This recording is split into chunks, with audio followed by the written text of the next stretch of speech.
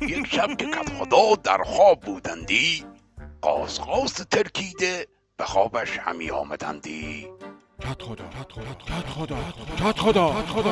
مرض و کدخدا، بذار کپه مرگم را همی بذارمی. کدخدا منم قاصقاص. کی قاصقاص تویی؟ تو که ترکیده بودندی. کدخدا پس این انتقام سخت ما چه شدندی؟ خفه بمیر بابا، انتقام سخت چیه؟ فعلا که اهالی دارن از من انتقام سخت میگیرندی.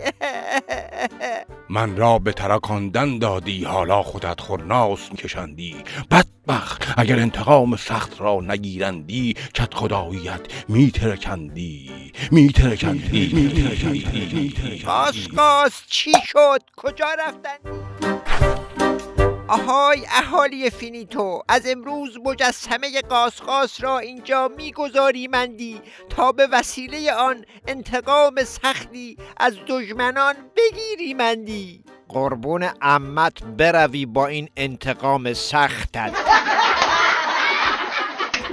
قاصقاص که زنده بود چه غلطی کردندی که حالا مجسمه اش بخواهد بکنندی؟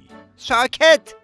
فینیتو در اوج اقتدار می باشندی و دشمنان از مجسمه قاصقاص هم می ترسندی. ترکیدن قاصقاص یک پیروزی برای ما بودندی.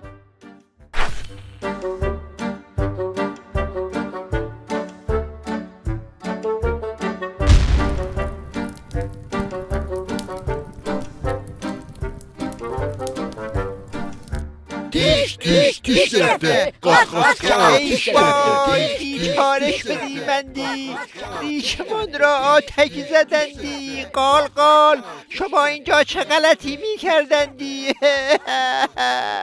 فعلا این انتقام سخت رو همی داشته باشندی تا بقیهش هم برسندی.